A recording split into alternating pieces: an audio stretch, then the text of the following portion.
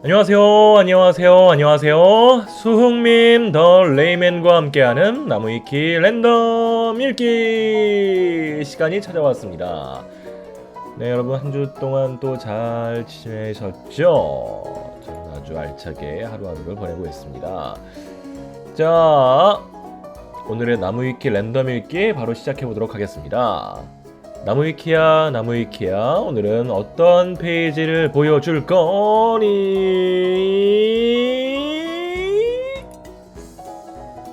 레인 마이어스 분류 아머드 코어 시리즈 목차. 첫 번째 개요 아머드 코어 3의 오퍼레이터. 최초로 한글화된 아머드 코어 시리즈의 오퍼레이터이다 보니까 오퍼레이터 여러모로 유저들의 기억에 남는다. 더빙도 매우 잘 됐다. FA의 오퍼레이터만큼 특출난 개성은 없지만 AC3 특성상 다른 레이븐들과 기업 그리고 오퍼레이터들과 이메일의 교류 수가 가장 많다 보니 플레이어와 가장 정신적 교감을 많이 한 편. 특히 막 신참이 된 플레이어가 어찌어찌 하다 보니 관리자를 붕괴시키고 인류를 대지로 이끈다는 설정상 이에 따라 감정의 변화가 다양한 인물이다. AC3SL에서는 시간대가 AC3에서 한참 뒤 지구력으로 약 50년가량인 관계로 등장하지 않고 AC3에만 단역 출연했다. 아머드 코어 3 오퍼레이터가 약간 그 뒤에서 뭐 이렇게 해라 안내를 하는 그런 인물인가요?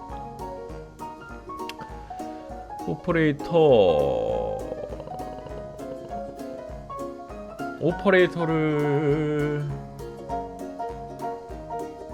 보자. 오퍼레이터 셀레네이즈 레인 마이어스 오퍼레이터를 찾아봐야겠네. 사전적 의미 오퍼레이터는 기계가 작동, 운용, 동작한다는 뜻의 단어 오퍼레이터에 전미사 OR이 붙은 단어. 넓은 뜻으로는 기계를 운용하는 모든 사람을 가리킨다.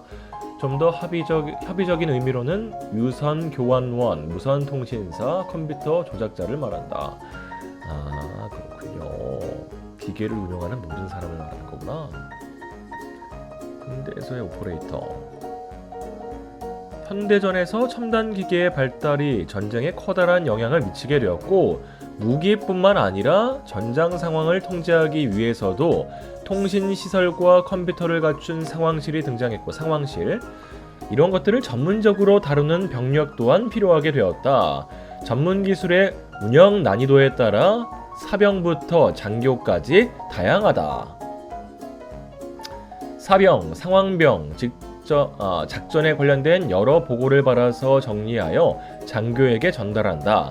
작전의 중대성에 따라선 상황 장교로 대체된다. 교환병, 전화 교환원의 군대 버전. 21세기에서 사라진 교환원과 달리 군대 보안 절차 때문에 아직도 일부 배치된다. 통신병, 레이더병, 소나병, 선박기관병, 선박기관사의 군대 버전. 해군에서 배의 기관을 관리 운영한다. 장교, 상황장교. 창작물에서의 오퍼레이터. 이 바닥의 특성상 오퍼레이터라고 하면 밀리터리나 SF, 로봇물에 등장하는 것이 보통인데 우리가 흔히 얘기하는 기지나 본부 혹은 브릿지 등에서 현재 상황과 분위기를 설명하는 아나운서 일을 하거나 위급할 경우 함장님 제3함교가 격파되었습니다 등의 오도방정을 떨면서 지휘관의 명령을 애타게 기다리거나 공격받을 경우에는 비명을 아이고 맙소사 우린 이제 죽었어. 승리 시에는 환호를, 위기를 탈출한 경우에는 우린 살았어를 외쳐주는 등 극적 긴장감을 높여주는 바람잡이 역할을 하고 있다. 아하. 위에 언급된 군대에서의 오퍼레이터가 그 기원이지만 현실에서의 오퍼레이터는 그 업무가 명확한 데 반해 이들은 설정이 탄탄한 몇몇 작품을 제외하면 딱히 보직이 명확치 않으며 온갖 잡일을 이것저것 도맡아 하는 시다바리급 역할일 때가 대부분. 무엇보다도 현실의 상황 오퍼레이터가 저런 식으로 감정적으로 보고하면 욕먹기 딱 좋다.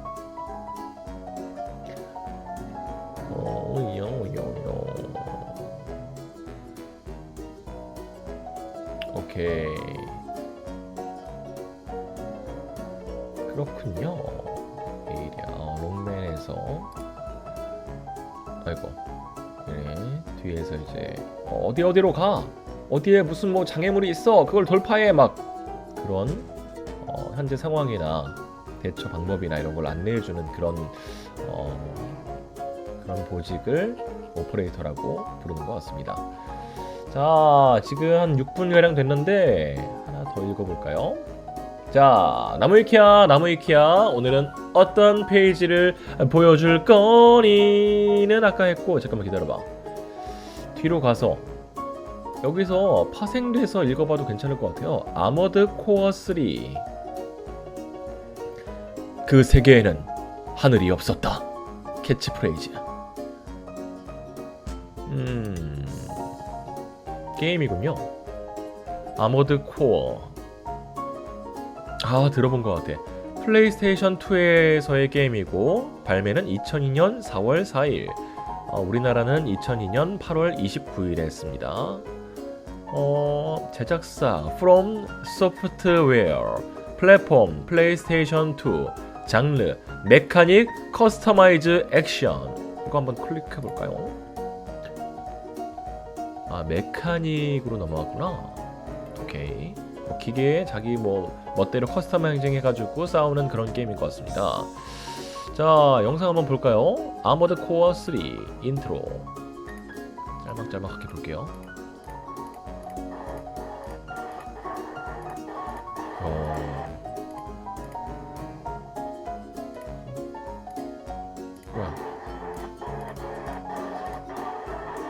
오케이. 동영상에서 나오는 AC가 뭐지? 크레스트 표준형과 경량형, 미라주 강습형과 중장형. 그렇군요. 통칭 레이어드 시리즈의 첫 작품.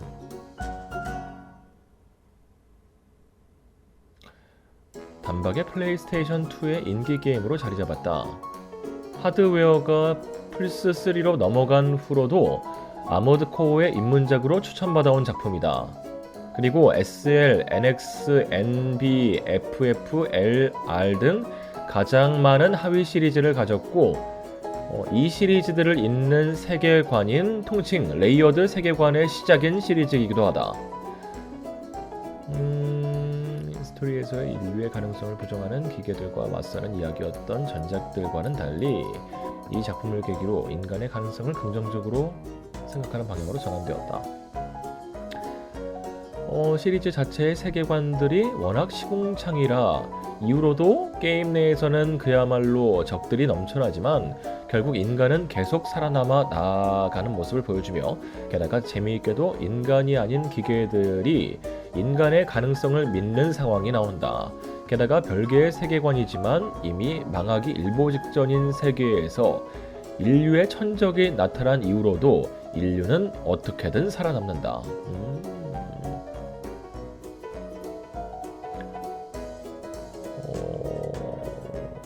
더빙이 이루어졌었군요. YBM 시사닷컴에서 로컬라이징을 맡아 최고의 번역권을 자랑하며 더빙이 이루어져 시시각각 변하는 게임 속에서도 몰입감을 높여주었다. YBM 시사닷컴. 그리고 온게임넷 초창기 콘솔 게임 프로그램 편성에도 많은 노력을 쏟아붓던 시절 수개월에 걸쳐 리그 형식으로 온게임넷 주관하에 방송 대회가 열리기도 하였다. 두 차례의 국내 대회를 열어 1, 2 시즌 우승자와 준우승자를 일본에서 초청한 유명 게이머들과 팀 경기를 하였다. 그렇군요. 웨폰 퍼지, 듀얼 웨폰 왼손 무기. 평가 프롬 소프트웨어답지 않게도 라이트 및 코어 유저층 모두에게 호평받았던 작품. 기승전결이 꽤 명확해 몰입하기 좋은 스토리, 부담스럽지 않게 계단식으로 분배된 난이도 등 여러모로 시리즈 태생적으로 쉽지 않은 조작을 제외하면 프롬 소프트웨어의 주요 비판점을 어느 정도 보완해낸 점이 칭찬받았다. 덕분에 아머드 코어 시리즈 최고의 명작을 꼽을 때 높은 확률로 뽑히는 작품이 되었다. 특히 미션의 난이도 배치가 상당히 잘 되어 있어 현재까지 아머드 코어의 입문용 작품으로 꼽히는 작품이며 추후에 PSP판도 나왔는지라 현재 활동 중인 수많은 레이븐과 링크스 그리고 미그란트들을 만들어낸 작품이기도 하다. 다만 후속작인 아머드 코어 3 사일런트 라인에서 난이도 배분에 실패해서 기껏 늘린 유저층을 깎아먹었다. 대한민국 내에선 온게임넷 리그와 더빙이 포함된 완전 한글화 덕에 국민 타이틀로 불렸으며 2000년대 초반에 정식 발매 플레이스테이션 2 시장을 이끈 공신이기도 하다. 정식 집계된 판매량은 3만 장으로 최초 시장 조사 당시 2만 장으로 알려진 것보다 많이 팔렸다. 이는 YBM 시사닷컴이 본격적으로 게임 유통에 뛰어들게 만든 계기가 되었다. 한국에서도 물론 아머드 코어 입문작으로 많이 추천받으며 3일 때 그 당시 입문한 유저층이 많다.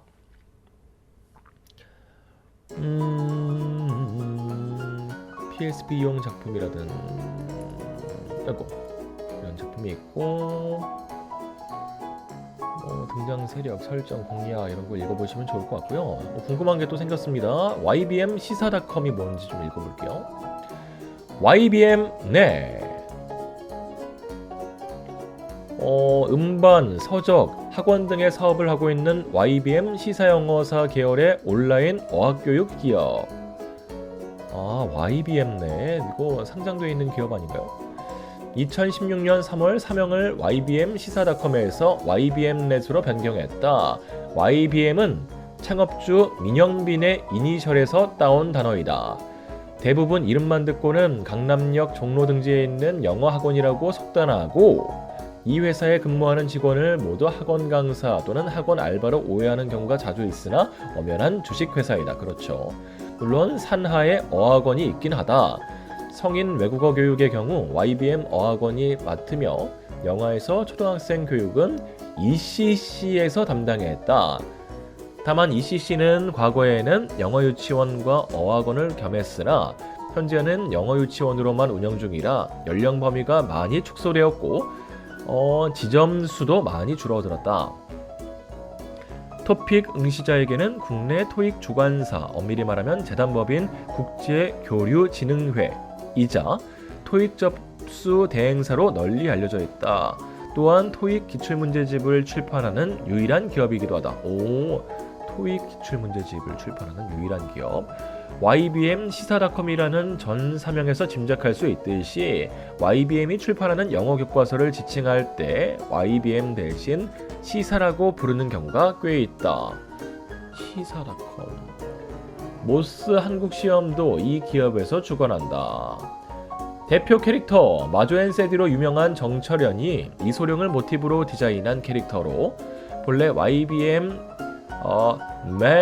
마스터리 E900이라는 태블릿 영어학습기 홍보 캐릭터였으나 언젠가부터 갑자기 페이스북을 통해 본격적으로 모습을 드러내기 시작했다. 자신을 마스터리 형이라 칭하며 반말을 내뱉는 것이 영락없는 칭하형. 캐릭터는 나름 인기를 끌었으나 언론사와 PR 잡지에도 출연했다. 정작 제품 판매량은 신통치 않았는지 한국민속촌의 속촌 아씨에게 재고 처리하는 모습이 포착됐다. LG 트윈스의 팬인지 팬들을 선동하거나 노골적으로 팀을 응원하는 등의 모습을 보이기도 한다. 실제로 팬들을 선동, 2013년에 회사 비용으로 팬들과 잠실 야구장에 다녀왔다. 이분 마조앤셀이 재밌게 봤는데 잠깐만 이거 봐라. 누르면 포비든 안 나오고요. 정철현님 한번 보겠습니다. 에스컬레이드 아드님이죠. 79년생 6월 26일생 서울특별시 대한민국 대구 가톨릭대학교 시각디자인학과 중퇴 신치 180 저보다는 좀 작으시네요. 만화가 디자이너 배우자 김선영 역시 디자이너 분이시고요. 아들 2명이 있습니다. 링크 인스타그램 있고요. 블로그도 하시죠. 대한민국의 만화가이자 디자이너다. 아내분이시죠. 큰아들 개비 작가 겸 마조웍스 소속의 캐릭터 디자이너 겸 저작권료 받는 주부 작사가로 마린블루스로 유명하며 지금은 마조앤세리를 연재하고 있다. 이거 지금도 하고 계시나? 좀 왔다 갔다 많이 하죠. 연재 종료 2014년 12월 31일에 끝났죠. 이렇게 곰 캐릭터랑 토끼 캐릭터 그분들을 모티브로 한 본인들의 이야기를 이렇게 만화로 만든 그런 얘기입니다. 마린블루스 참 재밌었는데요. 이제 이분이 결혼하기 전에 이제 사회생활 하면서 있었던 일들을 그려낸 그런 작품인데 정말 재밌게 봤습니다. 고향은 아니야. 1979년 6월 26일 서울에서 태어났으며 10살 때 경상북도 포항으로 이사하게 되었다가 당시 포항 앞바다를 통해서 마린블루스의 원천격인 바다를 만나게 되면서 이때를 계기로 마린블루스의 원한을 떠올리게 되었다는 일담이 있었다. 1998년 대구 가톨릭대학교 시각디자인학과를 다니다 1년 만에 중퇴한 뒤 군생활을 거쳐 2001년에 상경하여 취업을 위한 포트폴리오용으로 마린블루스를 연재를 시작. 이후 마블이 대박을 치게 되며 대한민국 1세대 웹툰의 본작급으로 불리게 된다. 다들 간과하고 있는데 그의 첫 연재 시기는 역시 1세대 웹툰 작가라 불리는 강풀보다 약 2년가량 빠르며 그는 한국 웹툰의 개척자, 창시자로서 또 캐릭터 산업의 디딤돌로서 알게 모르게 우리나라 문화 산업에 많은 영향을 끼쳤다. 요즘에 인스타 보면 인스타툰으로 일상 얘기들 많이 그리는 분들이 있는데 다 이 마린블루스의 영향을 받지 않았나 그런 과감한 생각을 해봅니다. 데포르메 된 캐릭터와 단순한 배경 데포르메 미술 특히 주로 회화에서 대상을 사실적으로 묘사하지 않고 일부 변형, 축소, 왜곡을 가해서 표현하는 기법. 그렇군요. 어딨어? 왜 올라가? 어디 갔어? 데포름에 된 캐릭터와 단순한 배경, 호흡이 짧은 에피소드 중심의 연재, 패러디와 색드립 등 흔히 일상툰 하면 생각나는 형식의 전형을 만들어낸 작가. 그쵸, 여기 나오네요. 일상툰 하면 생각나는 형식의 전형을 만들어낸 작가 중 하나. 사실 본인은 웹툰 작가보다 디자이너로서 일하고 싶었기에 취업을 하며 캐릭터 판권을 킴스 라이센싱에 넘기게 된다. 이후 여러 사정으로 회사를 그만두며 저작권 문제로 마블은 더 이상 연재하지 못하게 된다. 정철현은 이후 2008년 9월 30일에 다음 웹툰 PC에서 PC 이야기 연재를 시작했다. 덕력이 더 늘어난 느낌이다. 이것도 2010년 1월 5일에 연재를 종료했고 같은 해 2월 3일에 월페이퍼 2개를 올리고 다음 PC 연재를 마무리한다. 그렇군요. 2010년 3월 4일부터 인텔 앤 PC에 마조 앤 세디라는 좀 위험한 제목의 만화를 연재했다. 캐릭터는 바뀌었고 별 언급은 없지만 정철현 씨 부부 본인의 이야기를 그리고 있는 듯하다. 이것으로 볼 때 현재 세리가 집안을 먹여 살리고 있다는 추측이 가능하다. 정기적으로 월급을 벌어오는 건 아내인 세리고 남편인 마조는 살림을 하면서 프리랜서 작업으로 부수입을 벌고 있는 듯. 그러나 2011년 11월 킴스 라이센싱의 디자인팀이 사라지게 되면서 팀장인 세리도 자연스럽게 실직이 확정되었다. 정철현이 일하고 있던 회사인 킴스 라이센싱의 결산 보고서에 따르면 2003년 30억 원가량을 정점으로 하여 지속적으로 매출 규모가 하락하고 있다. 2006년 규모는 약 10억 원. 영업이익과 순이익은 모두 적자. 디자인팀 폐쇄도 이런 흐름과 무관하지 않을 듯. 아무튼 위에 몇 가지 정황을 봐서 정철현은 지금 인텔과 협업 중인 것으로 보인다. 인텔과 협업 중. 이게 옛날 얘기인 것 같은데 이거 업데이트가 왜 안 되는 거야? 이후 마조 앤 세리가 인기를 끌면서 부인인 부인이 직접 마조웍스라는 캐릭터 상품 기획사를 설립하고 직접 사장이 되었다. 사장 세리양과 팀장 1명 그리고 소속 작가 2명, 남편 정철현 작가 포함으로 구성된 회사는 벌써 일본에 마조앤세리 캐릭터 진출 계약을 맺고 가을에 천여 개의 브랜드 매장에 콜라보레이션 상품을 출시 계획을 하는 등 공격적인 사업 전략을 펼치고 있다.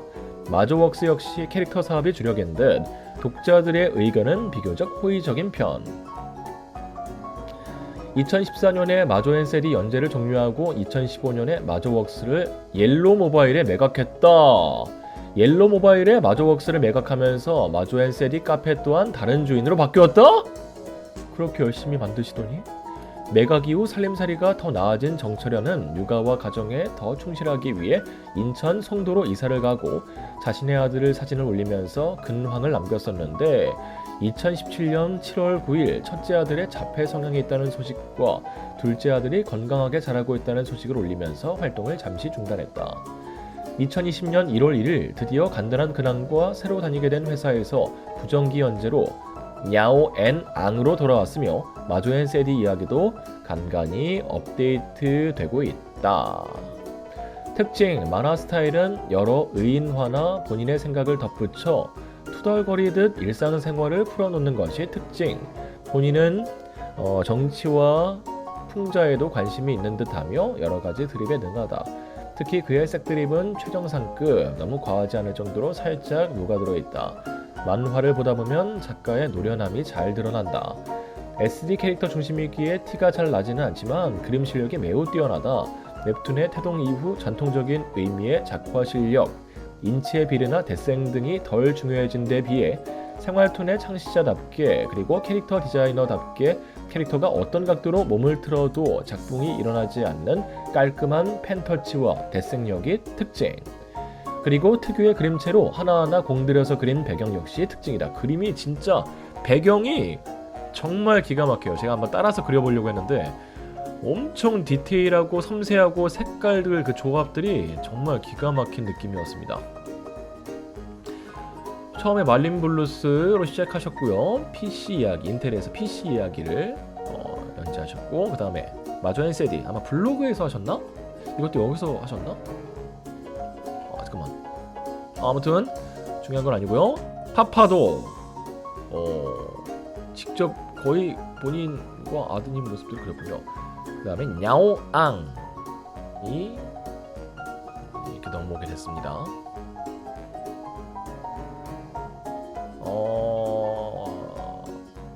여기 있네요. 마조앤세리도 인텔에서 했군요. PC 이야기는 다음 웹툰이 그래 아까 미리 설명했지. KBS ETV 파파도 캐릭터 디자인. 그렇군요. 그렇습니다. 오늘은 마린 블루스 그리고 마조앤세리의 작가이신 정철현님과 그 다음에 YBM 넷 과거에 이름이 YBM 시사 YBM 시사닷컴이었고요. YBM 시사닷컴이었던 YBM 넷에 대해서 읽어보았고 그 전에는 아머드 코어 3 그리고 일로 넘어온 계기가 레인 마이어스라고 아머드 코어 3의 오퍼레이터 이걸 시작으로 이렇게 차근차근 넘어오면서 새로운 정보들을 머릿속에 주입하였습니다. 네, 이렇게 읽어보았는데요. 재미있으셨을지 모르겠습니다. 요즘에 이런저런 또 재미있는 생각들을 하면서 이렇게 나무위키가 언제 엄청 그래도 전문적인 지식들은 아닐 수가 있잖아요. 여러 이제 집단 지성들 그런 내용들이 이제 함축이 돼서 그래도 어느 정도 신뢰도가 있고 참 다양한 분야를 간접 체험할 수 있는 그런 이제 페이지가 될 것 같은데, 네, 전문적인 내용이 아닐 수도 있으니까 나무위키는 나무위키대로 하고 또 그 뒤로 다른 이제 작품으로 그거 있잖아요. 도서관에서 그 랜덤으로 책 읽기 이런 걸 해보면 어떨까 그런 생각을 하고 있는 요즘입니다. 막 분류들이 여러 가지 돼 있잖아요. 뭐 종교면 종교, 뭐 일본 소설, 뭐 우리나라 소설, 미국 소설 뭐 이렇게 다 나눠져 있는데 그런 것들 하나 이제 구분하지 않고 다 무슨 분류, 몇 번째, 목록에 있는 무슨 책 이렇게 랜덤으로 읽는 걸 하면 제 전문적인 지식을 쌓는 데도 도움이 되고 여러분에게도 좀 요약해서 안내를 좀 정확하게 드릴 수 있고 그런 재미가 있지 않을까 생각을 해보고 있는 요즘이고요. 조만간 좀 도서관 이용이 수월해지면은 한번 훌쩍 가서 영상, 카메라 촬영과 함께 동영상 촬영과 함께 해보면 어떨까 싶습니다. 네, 그런 생각을 좀 여러분과 공유해 봤고요. 오늘은 이렇게 레인 마이어스 그리고 아머드 코어 3, YBM 넷, 마린브루스의 작가 정철현님에 대해서 읽어보았습니다. 좋아요와 구독은 저희에게 정말로 큰 힘이 되고 있습니다. 그럼 여러분 한 주 또 알차게 따뜻하게 안전하게 보내시고요. 저는 다음 주에 다시 뵙도록 하겠습니다. 여러분 안녕 바이바이. 우후.